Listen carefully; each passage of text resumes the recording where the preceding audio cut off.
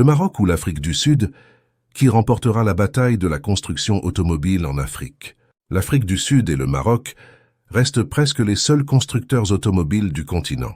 Bien que le pays arc-en-ciel soit le premier constructeur africain, toutes catégories confondues, le Royaume conserve sa position de leader continental dans les voitures particulières.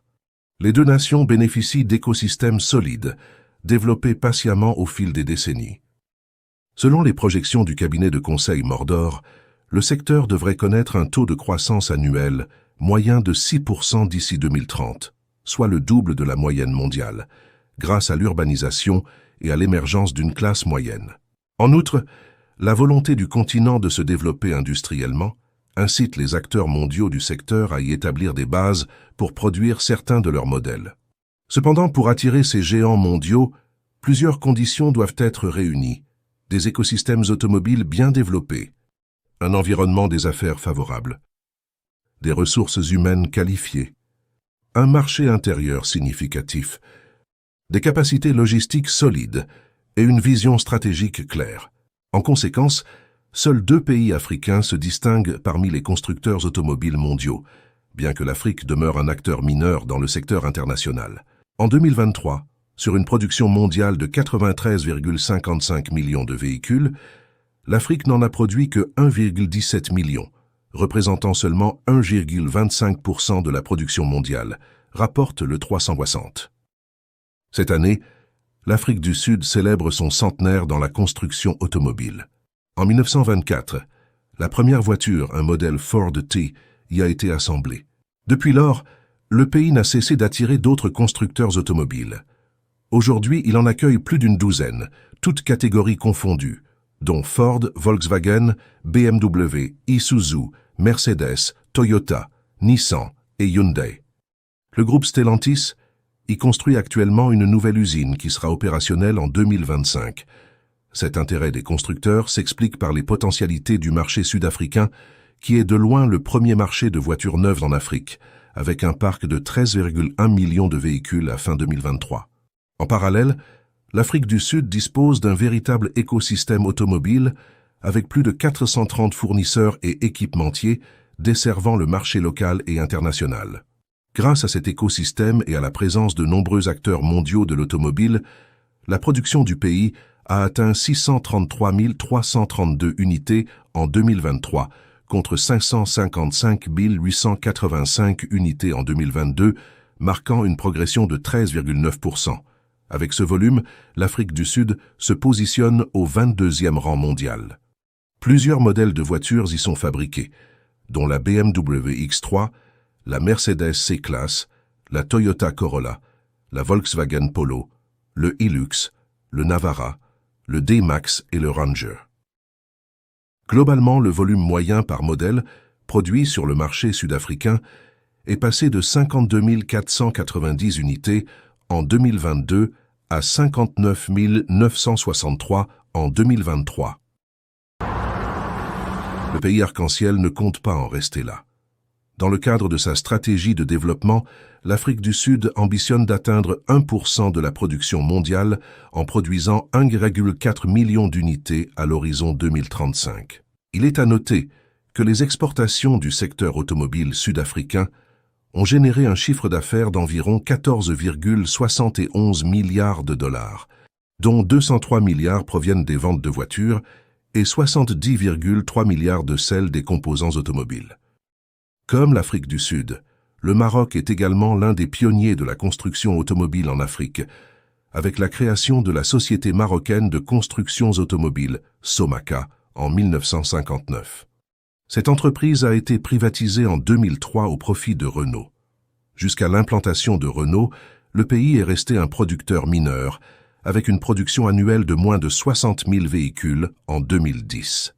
L'industrie automobile était principalement axée sur la fabrication de composants automobiles, notamment les câbles électriques. Mais l'implantation de Renault à Tanger en 2012 a totalement transformé la situation. Cette installation a été facilitée par une vision industrielle stratégique, notamment le plan d'accélération industrielle 2014-2020 et une nouvelle approche des écosystèmes introduite par l'ancien ministre de l'Industrie, Moulay, Afid et Lalami. Aujourd'hui, le Maroc dispose d'une capacité de production totale d'environ 700 000 véhicules par an. Le royaume se classe au deuxième rang des producteurs africains de voitures, juste derrière l'Afrique du Sud.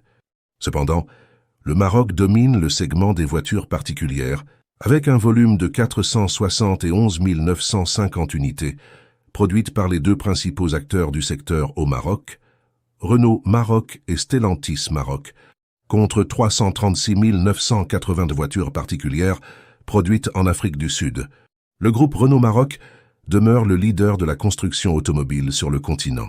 Possédant la plus grande usine automobile d'Afrique à Tanger, le constructeur a produit 382 661 unités en 2023 dans ses deux installations industrielles de Tanger et Casablanca. La plateforme de Tanger, avec une capacité d'environ 400 000 unités, a fabriqué 287 860 véhicules en 2023, enregistrant une augmentation de 12,6%. Quant à l'usine de Casablanca, Somaca, d'une capacité de production de 100 000 unités, elle a atteint un record de production avec 94 801 unités l'année dernière. Dans ces deux plateformes industrielles au Maroc, Renault assemble les modèles Logan, Sandero, Sandero Stepway, Docker, Renault Express et Logi. Pour Stellantis Maroc, filiale du groupe automobile multinational franco-italo-américain, formé le 16 janvier 2021 suite à la fusion des groupes PSA et Fiat Chrysler Automobile, la production devrait atteindre environ 153 000 véhicules, ce qui en fait l'une des plus importantes unités industrielles automobiles du continent, en combinant diverses données.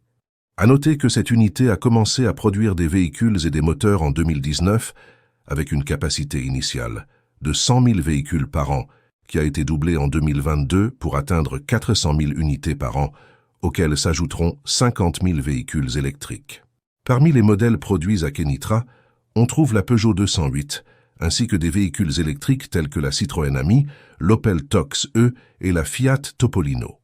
Avec l'extension de l'usine, d'autres modèles de la marque Fiat seront construits sur la plateforme, y compris la future Fiat Multipla.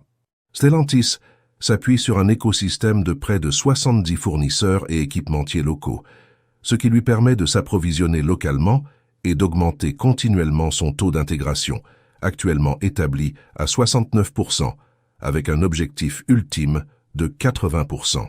Avec un nouvel investissement de 300 millions de dollars en cours de réalisation, l'usine, qui emploie actuellement plus de 3500 salariés, créera 2000 postes supplémentaires.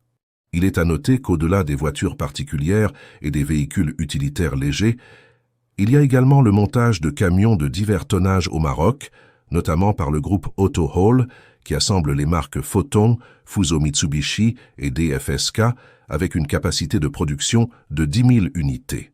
En plus de la production de véhicules, le Maroc se distingue par son intégration en amont de sa chaîne d'approvisionnement automobile. Parti du câblage, le pays compte désormais plus d'une dizaine de systèmes industriels liés à l'automobile. Câbles électriques, batteries, sièges, pneus, etc. Le succès de l'industrie automobile a fait du royaume un terrain très attractif pour l'investissement direct étranger, attirant de nombreux fournisseurs et équipementiers mondiaux. Parmi eux, on trouve l'américain Lear, qui gère 11 sites au Maroc. Sumitomo, spécialisé dans la fabrication de fils et de faisceaux de câbles, possède plusieurs unités dans le pays et prévoit de construire 9 unités supplémentaires d'ici 2028. Le groupe chinois CITIC Dicastal, spécialisé dans le moulage d'aluminium et la production de pièces en aluminium telles que des jantes, des composants en fonte d'aluminium pour moteurs et châssis, détient 3 unités au Maroc. En tout, le Maroc abrite plus de 250 équipementiers, dont beaucoup sont des filiales de multinationales. Elles emploient ensemble plus de 220 000 personnes. C'est grâce à cet écosystème que le taux d'intégration a considérablement progressé au Maroc, atteignant plus de 60% pour Renault et plus de 69% pour Stellantis. En ce qui concerne l'intégration du contenu local, l'objectif est d'atteindre un taux de 80% d'ici 2030. Il est à noter que plus de 90% de la production automobile au Maroc est destinée à l'exportation. En 2023, les exportations du secteur automobile, véhicules et composants automobiles, ont augmenté de 30,2%, atteignant 13,7 milliards de dollars. Les leaders africains de l'automobile, dont le Maroc, se préparent activement à la transition vers les voitures électriques, anticipant que 54% des véhicules neufs seront électriques d'ici 2040. Au Maroc, Stellantis fabrique des voitures électriques à Kenitra et Renault à Tanger, avec une capacité de 17 000 véhicules électriques par an. Le pays vise à produire 100 000 voitures électriques par an d'ici 2025, avec l'objectif d'atteindre 1 million de véhicules produits à cet horizon. Ces informations montrent que bien que l'Afrique du Sud ait une longue histoire dans l'industrie automobile et un marché intérieur plus vaste, le Maroc a récemment fait des avancées significatives, en particulier dans la production de voitures particulières et l'innovation pour des véhicules plus écologiques. La compétition entre ces deux nations contribue à l'évolution rapide de l'industrie automobile sur le continent africain.